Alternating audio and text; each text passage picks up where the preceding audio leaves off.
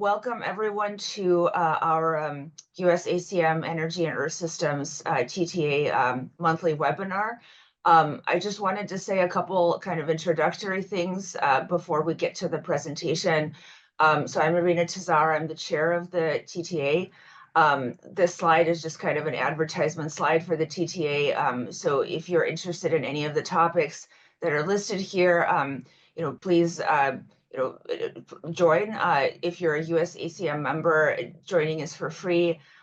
You can also follow our LinkedIn page where I post announcements, including about the webinars such as the one today. So let me just show here. So we have 3 more webinars scheduled. There's 2 in April, 1 in May, which is still TBD. So please keep an eye out for announcements about those, and the recordings of the webinars all get posted on the USACM site that's linked here. So if you miss the webinar or your colleague misses a webinar, you're able to watch them after the fact. The last thing I wanted to say is I wanted to advertise our first thematic workshop that we're organizing, which will take place September 22nd through 24th in Austin, Texas. The title is Artificial Intelligence and Digital Twins for Earth Systems. There's a website up, which is linked here.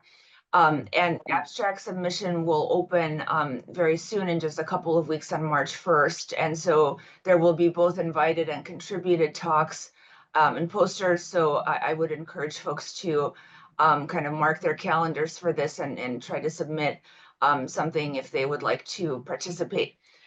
So with that, I'll kind of stop sharing here.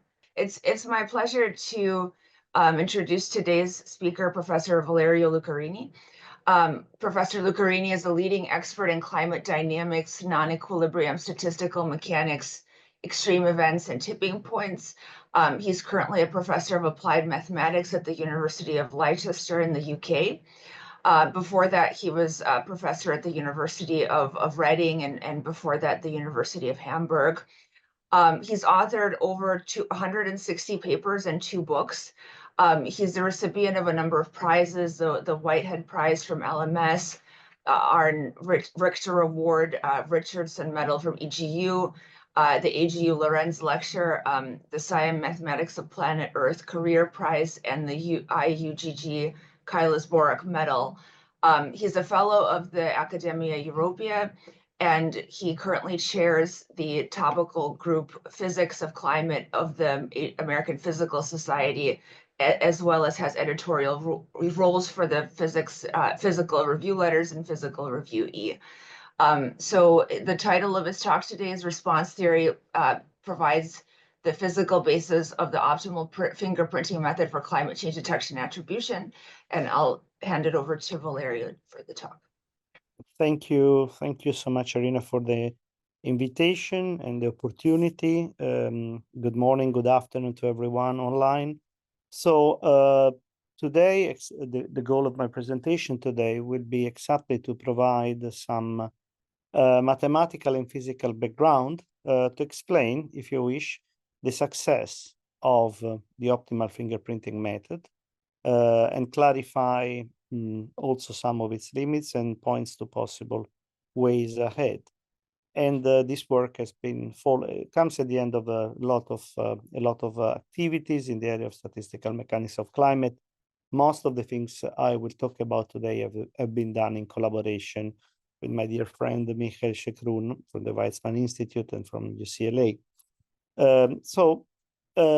When we talk about the climate, we talk about a system which is outside the thermodynamic equilibrium because it receives unequal absorption of solar radiation, and this lack of homogeneity drives basically all the dynamical and radiative processes inside the climate system. And very interestingly, for what we are interested in today, is the fact that this system is multi-scale. So it has variability on a vast range of scales, or order of 15 orders of magnitude in space and in time. And the presence of this multi-scale dynamics supports the very idea that the climate has always changed and will always change. Of course, this is not it's a paralogism, it's a wrong argument to say that then what we are experiencing today is nothing different from what has been in the past. But this is a very important question to address. How can we make statements about an individual realization of a multi-scale system, and how can we relate the observed signal to acting causes? This is a very non-trivial question in general.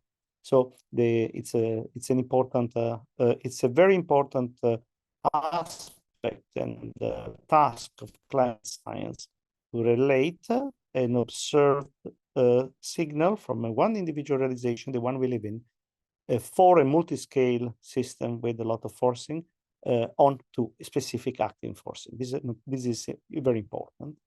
And of course, the multi-scale variability of the climate, if we look at ultra-long time scales, manifests itself as metastability. And the whole debate on tipping points is what today's vision on this, if you want, a very important problem of climate dynamics. And let me remind everyone that, of course, the transition between snowball and warm Earth about 600 million years ago is, after the creation of our planet, the most important event for the life in our planet. So metastability is really a central aspect in the, let's say, low frequency component of the variability of our planet. If the task is daunting, because we are studying a system which is multi-scale and very difficult as compared to other systems that are multi-scale, for which we have a lot of fantastic algorithmic and mathematical technology, is that this system does not have a timescale separation. So this makes everything, both theoretically and computationally, much more challenging. Now, still, we need a point of attack to the problem, and I, like many, find the angle proposed by Hasselmann in the 70s as a key, let's say, strategic, if you want, contribution to climate science. So the idea is to somehow separate the system into fast and slow component. As I said, this is not quantitatively correct, but it's conceptually a very rich and important strategy, and treat the noise due to the fast component as something that is integrated by the slow component.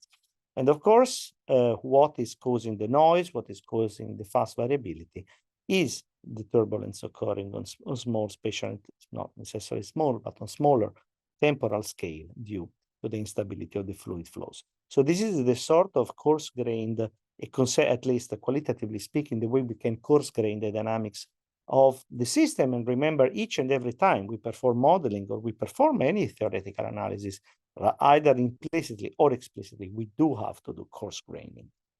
Now, this is the problem. We have one climatic signal, which is, take the figure on the left of globally average surface temperature signal for the last 150 years. And the question is, how do we make an assessment on A, the existence of climate change, and B, on the attribution of climate change to given forcing? And after a lot of work from many scientists, we have come to the convincing conclusion that A, climate change is real, that climate change is not a fluke. And second, we can attribute such climate change also to human activities. And attribution is a very powerful word, because it means someone is responsible for this change. So maybe in principle, someone who should pay for the negative impacts of this change, even if, the discussion is extremely non-trivial at many different levels. So now, what is the angle, mathematical angle, problem is the role of, let's say, resorting to the vast class of things that strategies that go under response theory. So, and when we look at the response of climate to perturbation, we observe both of smooth response to forcing, high sensitivity of the system to forcing, and this is related to proximity to tipping behavior, and then actual occurrence to critical transition, which are the manifestation of metastability. So now, let's first provide a summary of the theoretical background we need to get to our goal, which is better understanding optimal fingerprinting for detection and attribution. It might look like a detour, but hopefully you will see soon which way we are heading. So what is response theory? I will give you in a very simple, in few words, in a nutshell. It's a kind of a magic tool. It's a magic tool that allows us to predict how a system responds to forcing from the knowledge of its properties in the unperturbed state.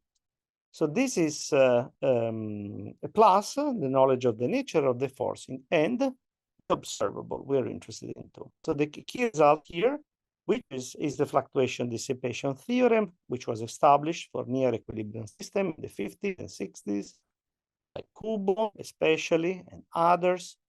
And the key notion is that one can relate forced and free fluctuation of the system. So the FDT is the that states free fluctuation of the system, nature variability, to forced response. So I can relate in climate terms the statistics of climate variability to the statistics of climate change. This is the sort of qualitative statement.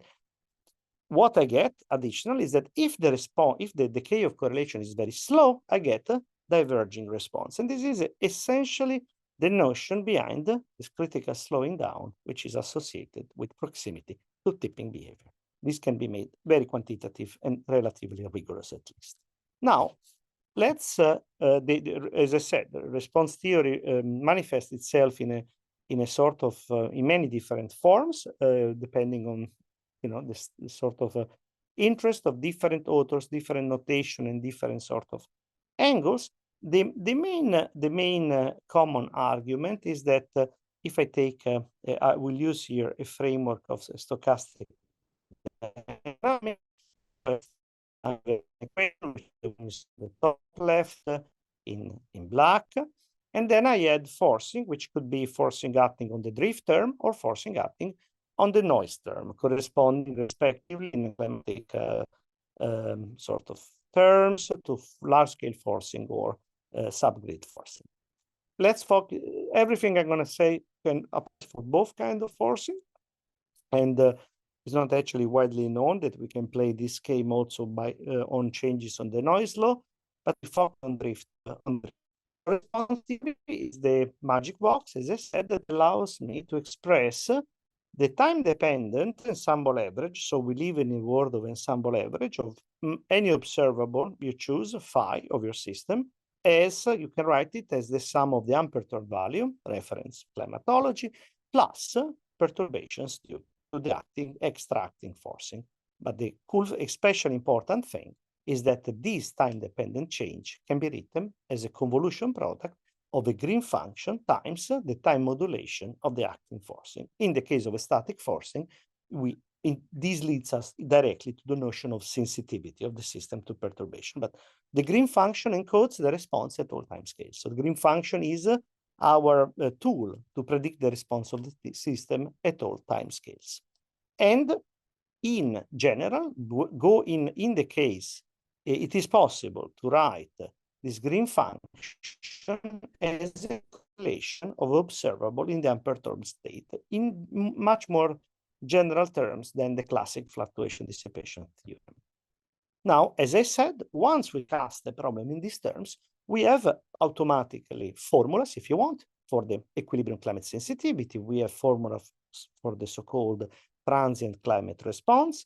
So this was established as a protocol by Miles and others in the late 90s.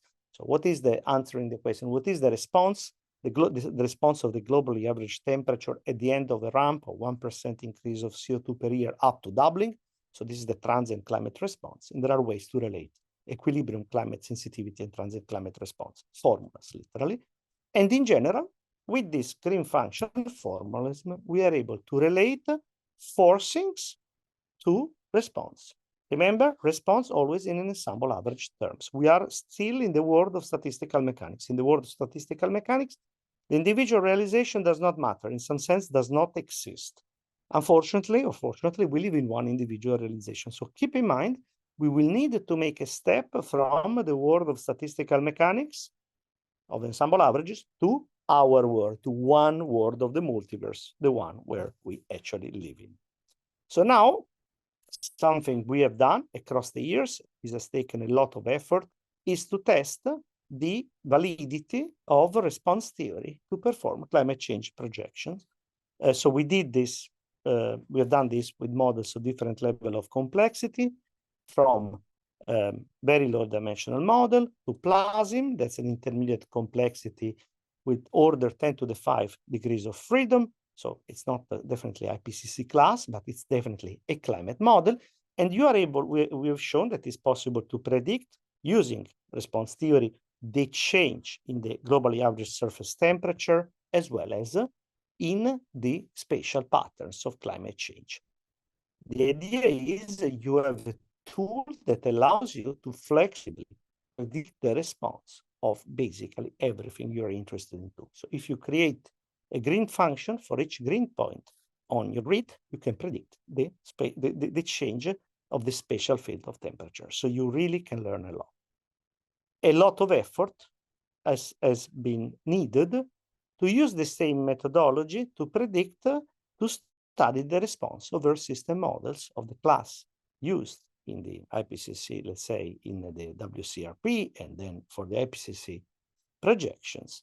And this has been, we use this method to study the response of the MPI Earth system models to change in CO2. And as an example, we have been able to reproduce with response theory features like the cold blob in the North Atlantic, so even special quirky feature, if you want, of climate change as well. And this model allowed for it, the response of the AMOC to CO2, note the very amplified response, as well as the response of the Antarctic circumpolar current. So basically, you have a tool that allows you, once you are able to construct the green function, and I'm not going into the detail on how to do that, happy to discuss this later, you can predict basically whatever you want. So now, one thing that is a problem, that is frustrating from this angle, is that, as I said, it's a bit like machine learning, if you want. You have a tool that gives you an answer, but it's not easy to explain this answer, to relate this answer. So it's hidden in this translator between forced and free variability, how the translation takes place. So how can I break down these response operators into terms, each associated with a specific mode of variability of my system? And here we need to take advantage of a fundamentally very different set of mathematical objects that allow us to do this link. So what we have been working a bit more recently is to show that if it is possible to break down this response operator embodied by the green function into a sum of terms, each term associated with a specific mode of natural variability of the system. So basically, you break down this response operator into a sum of terms, in principle, are hierarchically arranged, each associated with the mode of variability, and these are associated with the decay rate of the system, with the time scale of the system. So somehow you are able to, if you want, disintegrate climate change into terms, each associated to a mode of natural climate variability.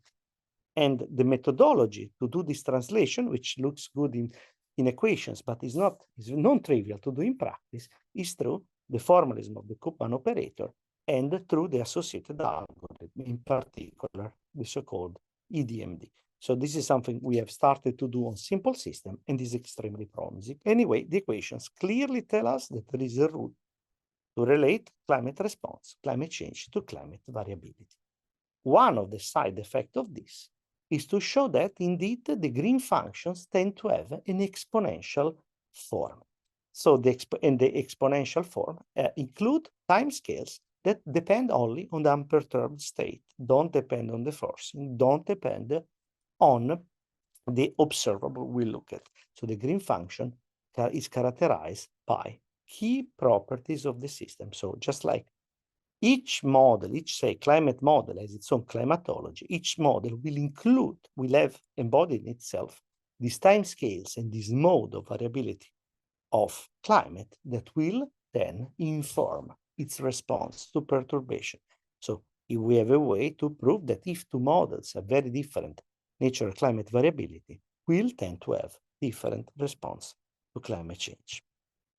Now, this is one important aspect. The other important aspect that one derives through this angle is the link between the, using the same formalism, you are able to decompose the correlation between climatic quantities into sum of terms, again, each associated with this natural climate mode of variability of the system, and discover that the occurrence of tipping points is associated with two things that are essentially the same thing. One, the slow decay of correlation.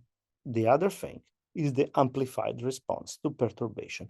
And you can identify a critical mode of variability of your system, which is the one leading to the tipping behavior. So there is an object in very high dimensional space which constitutes the essence of the tipping that will define, this is a different angle of model reduction, your reaction coordinate associated with the tipping. And this can be, again, in principle obtained. Okay, so this is a summary of some of the key ingredients of response theory. And now let's try to link this to a word that seems far away, which is detection and attribution. So as I said, detection and attribution tries to link a climatic signal or one realization of the climate to acting forcing and pertains individual trajectory, not ensemble averages. An example of detection and attribution looks like this. I've taken, you will see some slides taken a bit erratically from various IPCC reports.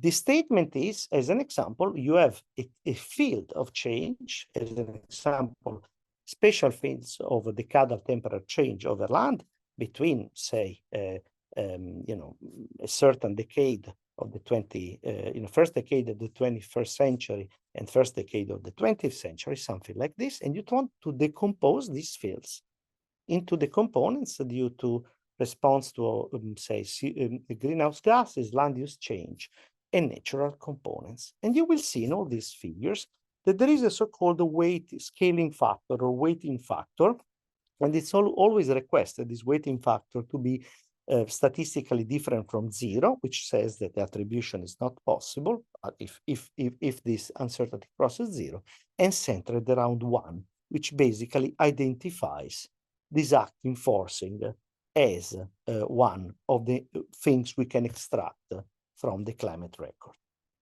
Now, the optimal fingerprinting informally is an optimal solution to this linear regression problem, where y of k is the observed climate signal, so it's something that lives in the world of the observation, and the observed climate change signal has to be written as linear combination of fingerprints, xk, each weighted with beta factor, and plus natural variability. Why natural variability? Because these fingerprints live in the world of ensemble averages of model runs.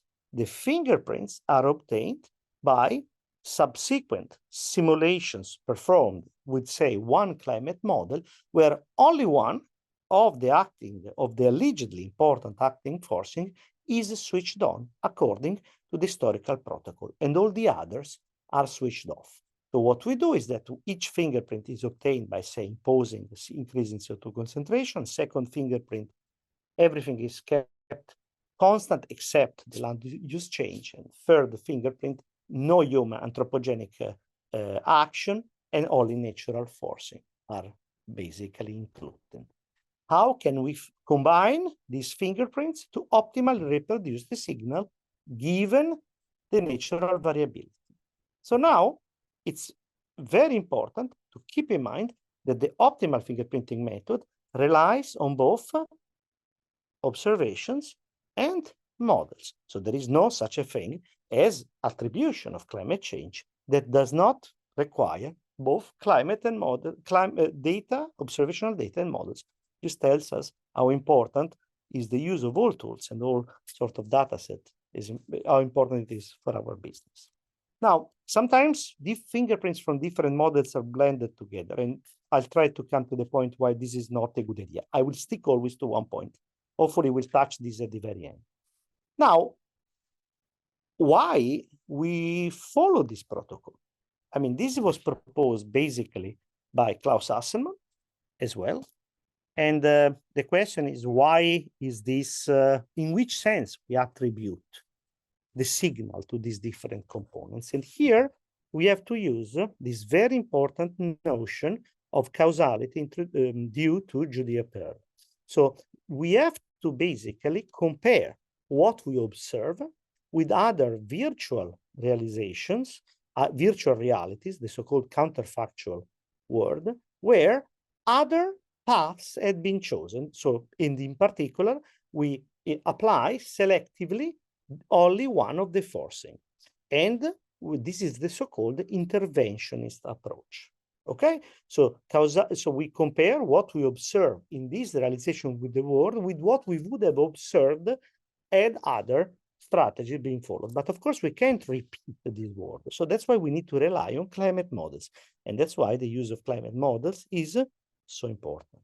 In absence of this counterfactual strategy, we can use only weaker forms of causality.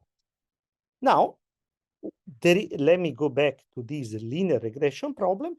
Depending on the hypothesis we make on the natural variability, on the properties of xk, and on biases and so on and so forth, there are different levels of solving the problem. In some cases, the solution is a very simple matricial equation, and in other cases, things become a little more complicated. But regardless of this, given a climate change signal and given the fingerprints, we found our optimal solution. Okay, that's what we do. And we are able then, first, so remember the fingerprinting is done on the fields. Then once you reaggregate, you are able to break down the global temperature change signal, top left in this slide, to different components. So this is the magic trick. It's honestly, it took me a long time to understand how this works. Okay, now the link between these two things.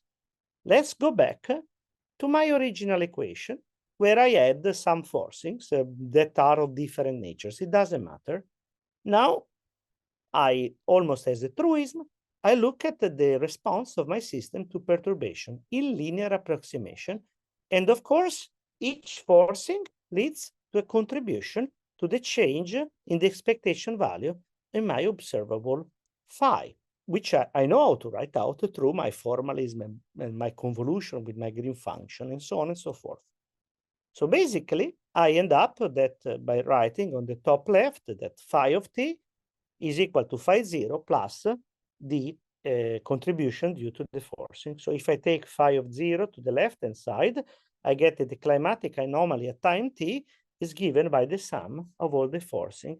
And bingo, this is nothing but the result. It looks very similar to the optimal fingerprinting equation, except that here we have on both left and right-hand side, of course, statements in a statistical mechanical sense, but I have to pick one solution. What it means to pick one solution in an ensemble? This is exactly what it means to add the natural variability. So now I get on the left and on the right a random variable. So on the left, this random variable will be my climatic signal. So the climate change at time t in one occurrence. On the right-hand side, it will be the natural variability. So this is how I derive the optimal fingerprinting equation, but the betas don't appear because they are one.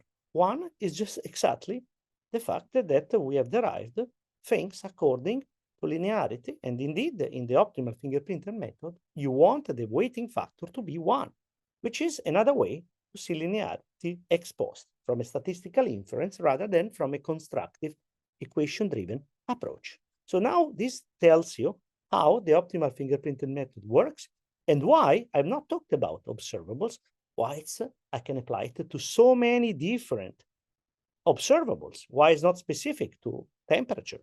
Of course, depending on my observable, my level of natural variability will change, so my ability to make statements, which are stronger or weaker, will change. But the strategy can be applied regardless. Things we learn from this is that the notion of natural variability, which is used in the optimal fingerprinting method, is tied to the unperturbed natural variability. But the equations tell us that a different notion of variability should be used, and this is called the pullback, the variability on the pullback attractor. And so there is a clear notion of this which was introduced by Drotosh, Bodai, and Tell about 10 years ago. Okay, we have written this equation, and the natural thing to ask is, does this framework, which I repeat, linear response theory, optimal fingerprinting, the connection between the two, does this work? Or in other terms, are we able to create, are we able to construct fingerprints that then we can use to do the optimal fingerprinting exercise using response theory? So we tried this. So this has been quite a task and quite a challenge that Michael and I have been doing. So we tried on two models of different level of complexity. One is the Gill-Sellers model. This is probably one of the most important basic model of let's say of basic climate model, which describes the energy budget, the diffusion, and the input and the output of energy on a latitude on basically one-dimensional representation of climate. So this model is historically one of the most important climate models, and it has led, among the many other things, to the discovery of the existence of metastability in the climate system. So this is already good enough, but we use this word, this model, in far from the tipping point, so close to our current climate. So what we do is we consider two perturbations. One perturbation is a change in the parameter m, which is basically the greenhouse gas parameter of the model, and an increase in this m leads to an increase in the temperature, and nicely enough, the increase in the temperature as an Arctic amplification. It is an extremely good model indeed. And another forcing we apply is a localized reduction of the incoming solar radiation, because we want to represent somehow the impact of aerosols in the atmosphere. Then we apply some time modulation. One is, say, something corresponding to an increase of CO2 up to stabilization. And the second pattern we apply is a sort of a limited time forcing due to aerosol. And you see, we construct the green functions for increase in CO2, pseudo increase in CO2, and the green function for pseudo increase in the aerosol. We do the convolution of these green functions with the modulating factor, and we derive our fingerprints. So this is the good thing, that through the theoretical approach, we know how to derive the fingerprints. And then we run the model, several simulation of the model, many ensemble members of the model, where both forcing act, and then we basically attempt the optimal fingerprinting inference at different time horizons. So what we expect is that when both forcing are strong and visible, this optimal fingerprinting will detect this acting forcing. Note that the aerosol forcing is always much weaker than the CO2 forcing, but its spatial pattern is very different. And so despite the weakness, relative weakness of the aerosol forcing, the method will pick it up. And indeed, the result is when you see these ellipses indicating statistical, let's say the region of statistical, where we can make strong statistical statement, so where we have successful optimal fingerprinting, what we see is that in around decade, the fifth, the sixth decade in this model, which corresponds more or less to nowadays in the sort of simple representation of the world, we have a very accurate, very strong ability to pinpoint, to find, to associate causally the observed climate change signal in one realization to the two acting forcing. So we have successfully performed optimal fingerprinting from the equations, I repeat. So this is the very important thing. We are able to, of course, in the perfect model scenario, we are able to extract information from one individual trajectory on the acting forcing. So we have been able to sort of realize the dream of Peirce causality. Now, the second step has been doing this task with a natural climate model. So we have taken a more modern version of PLASM, which includes ocean and atmospheric circulation. It is actually a pretty good, simple, but yet good climate model. which has a nice ocean circulation, I will show in a moment, and we do optimal fingerprinting over the whole spatial field of temperature. So we take, in this case, 248 grid points, and we do optimal fingerprinting on the change of the spatial field. So this model, as an example, has also a nice cold blob, has a clear signal of AMOC weakening as a result of CO2 increase. So, you know, it really behaves, at least qualitatively, I mean, comparably, in a comparably similar way to an IPCC model. It has a climate sensitivity of about 3 degrees, so not too bad. So it's a relatively realistic model.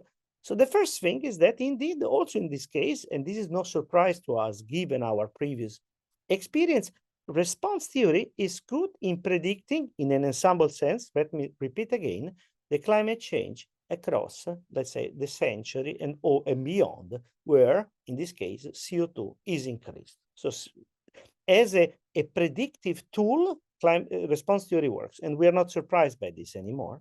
But the question is, are we able to perform the optimal fingerprinting method also in this case? And this model, unsurprisingly, if you want, at this stage, shows that we are able, now we take one realization of the model, and we are able to say convincingly that the culprit for the increase in the temperature that we observe, so on the coherent change in the spatial field of the surface temperature, is indeed CO2, when guess what? Signals to noise ratio, so natural variability versus climate change signal, becomes favorable. So after 2 or 3 decades, and nicely enough, this corresponds to the sort of time scale of, if you want, IPCC decision making, we are able to make a strong statistical statement saying, yes, CO2 increase is responsible for the observed climate change. So what we have learned from all these exercise is that first, we are able to build a theory of optimal fingerprinting method starting from equations and statistical mechanical arguments. And the key step is to lift the results that are on an ensemble average to statements on individual trajectory. And the key thing here is that the causality in the sense of Pearl is closely associated to the causality of the green function, which are by construction causal. So the effect follows the cause. And the interventions of the protocol due to Pearl is exactly the selective inclusion of the different forcing. We learn, as I said, that there are we can improve the methodology by classical methodology of optimal fingerprinting method by improving the definition of natural variability, which is not as trivial, is not the standard naive unperturbed variability. And since the response of the system, and so the green function, and so the fingerprints depend critically on the lambdas, so the eigenvalues of the Koopman operator I mentioned before, we understand that if we mix together in the construction of the fingerprints information from different models, we are mixing up different dynamical features. And this might give us the illusion of having better fingerprints. It might actually degrade our ability to have good fingerprints because we are mixing apples and pears and oranges or pears or whatever you want. Thank you very much. Thank you. Yeah, excellent talk. I'll do a virtual clapping here since we're kind of a virtual land here. Are there any questions for Valerio? Feel free to put it in the chat or just unmute.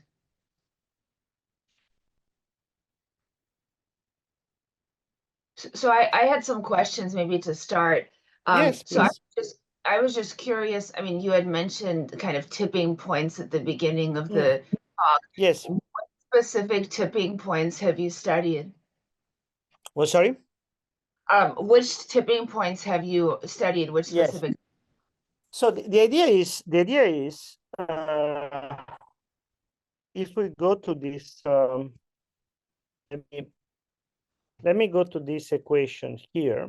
So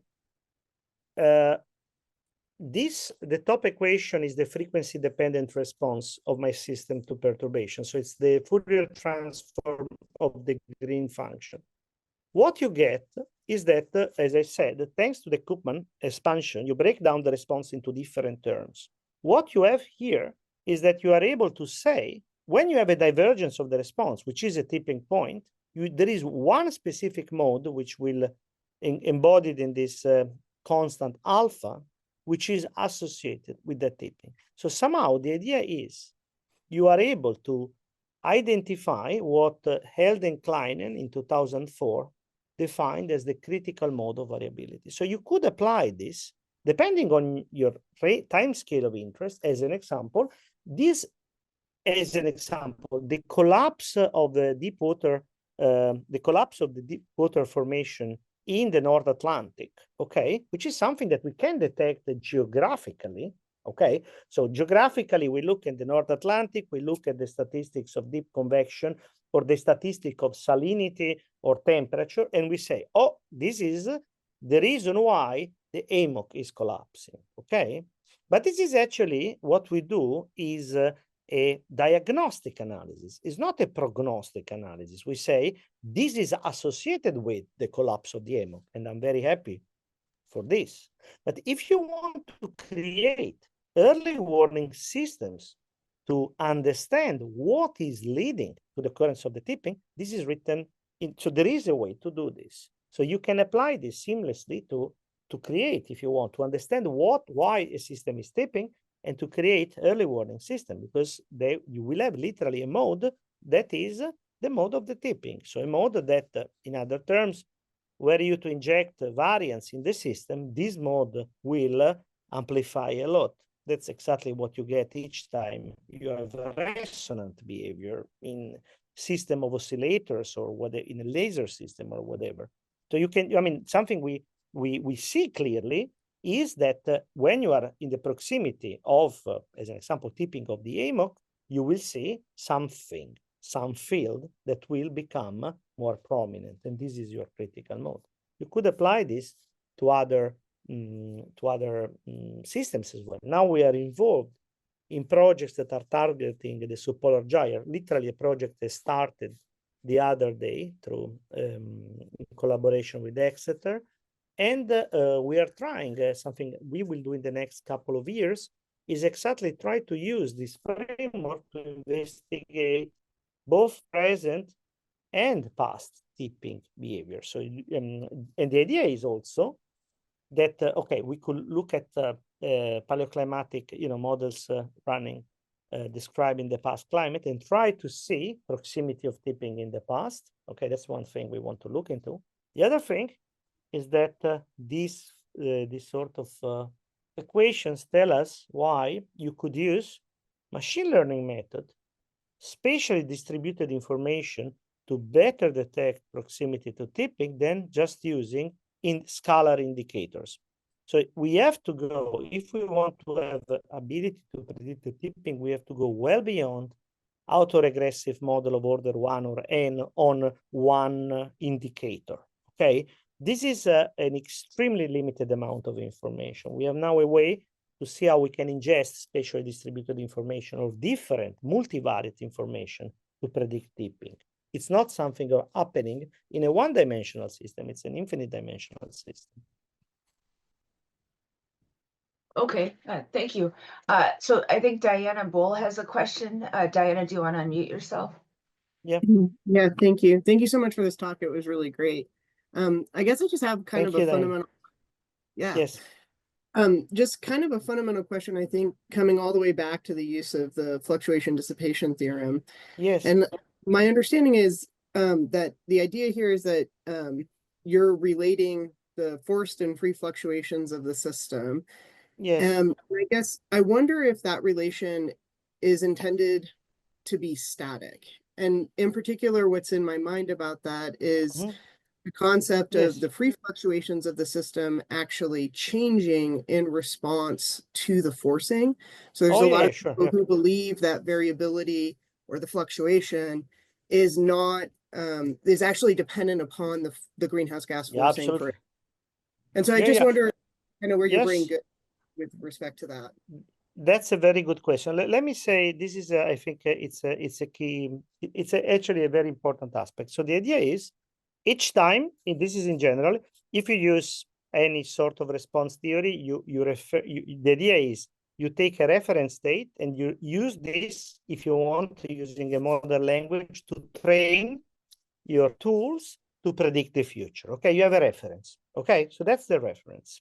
Okay, now what is the idea?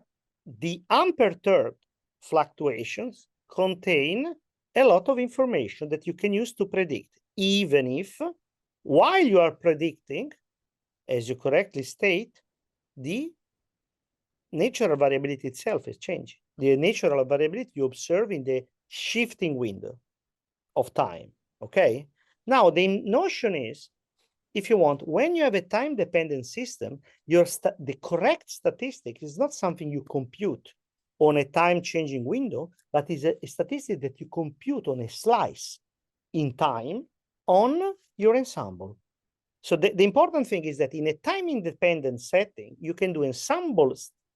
Time collecting statistics on time or on an ensemble is the same. In the case of a time-dependent system, things are different. Okay. And this is first element. The second element is, indeed, it is possible to use response theory not only to predict the change in observables, so change in temperature, but it's possible to formulate the problem, and that's actually something I'm doing exactly these days, to predict the change in the correlation of properties. So it's possible to write, if you want, formulas that tell you how ENSO changes, how the NAO changes. So if you think of variability as two-point correlations in a statistical mechanical sense, it is possible to cast the problem of the change of the variability in the sense of two-point correlations as a response to climate change. So if you want to use the object to predict, you have to keep fixed the reference, even if the world is changing in the meanwhile. Okay, that's why it's a response theory. Okay, of course, if you are close to rapid and intense changes, the whole approximation will not work, obviously. But that's when you get a tipping point. So so response theory tells you when it's not going to work anymore. That is when you go through a divergence. Okay. Yeah, thank you so much. Oh. Diana, is it okay? Clear? Yeah, thank you so much. I mean, I think I like it took you maybe a long time to understand attribution and detection.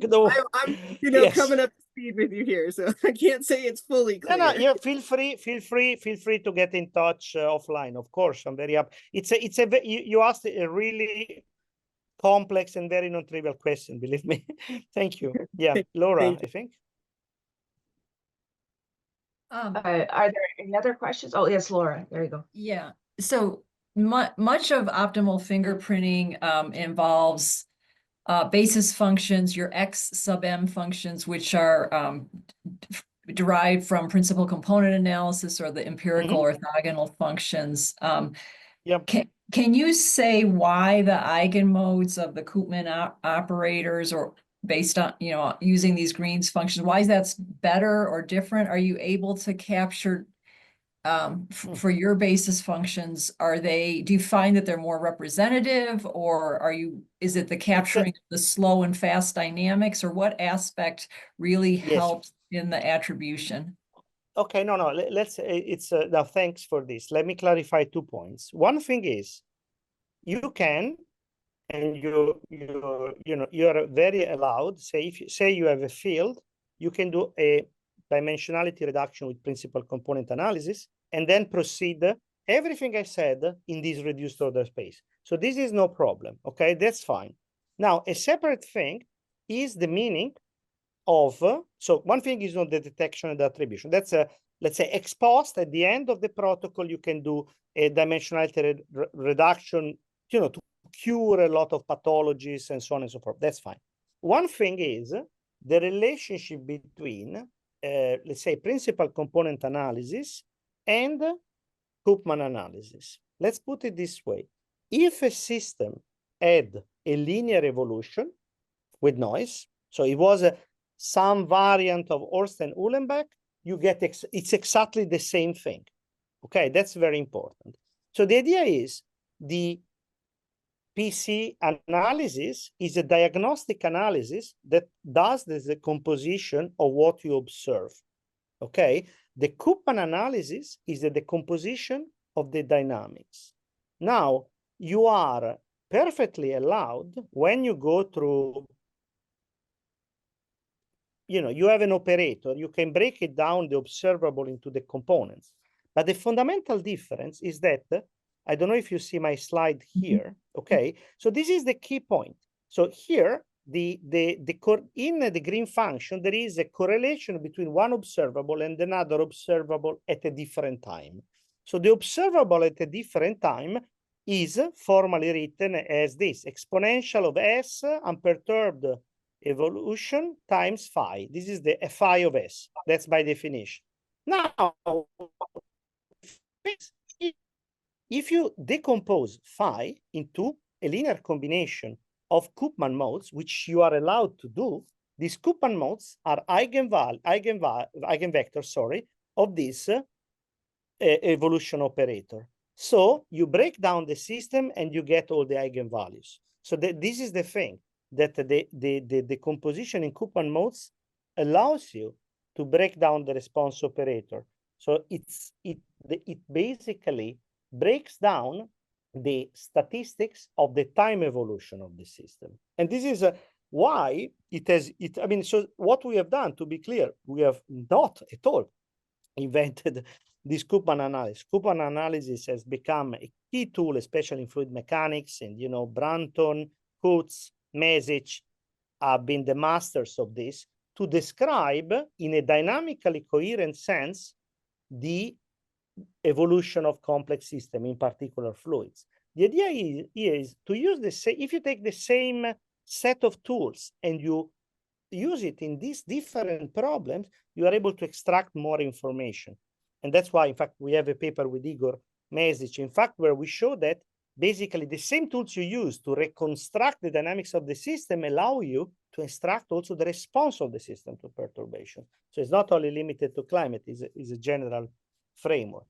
But the key is the PCA gives you the best possible linear representation of the system. Koopman has these miraculous things that makes the dynamics linear because you act on the space of observable. It's a really, it's actually technical. It's like quantum mechanical treatment of the system. So you just change the angle. Yeah. Thank you. Thank you. Thank you. So yeah, thanks, Laura. There's a question online. Adam, do you want to just unmute and ask the question? Hello, can you hear me all right? Yep. Oh, good. Yes, So, I can, Adam. oh, thank you. So yeah, first of all, thanks for the nice talk. So again, this may be a basic or understood question, but so in the past, I've seen kind of Wasserstein distance being used as a metric for, sort of quickly summarizing climate sensitivity in a certain sense. Yes. But I also understand that this can be, perhaps a little difficult to work with, a little expensive to compute. So does response theory, or the optimal fingerprinting stuff you're talking about, does that give sort of a possibly alternative, maybe computationally cheaper way of briefly expressing climate sensitivity? So no, this is, I never thought about in this term. So yeah, we also did with actually former student of mine. We compared the climatologies of different climate models using Wasserstein distance. Despite many, prodigious improvements in the computational aspects of optimal transportation theory, it is still hard to do this in dimension higher than 3 or 4. So it's not easy to create a metric of difference between the climatology of two climate models or a measure of climate change in this way, even if it is very tempting to say that it's a really elegant way to cast the problem. Now, what happens here is that, as I said, what we learn from this combined Koopman / response approach to complex system, in particular to climate models, is that this element, the element that describe the climate variability, are also the elements that describe the climate response. So it is not, it would be relatively, just like we collect statistics of climatology to compare models, it is actually not much harder to construct, at least for some forcing of interest, not for any hypothetical forcing. It will be definitely possible to compare the green functions for different climate models. And so if we do that, we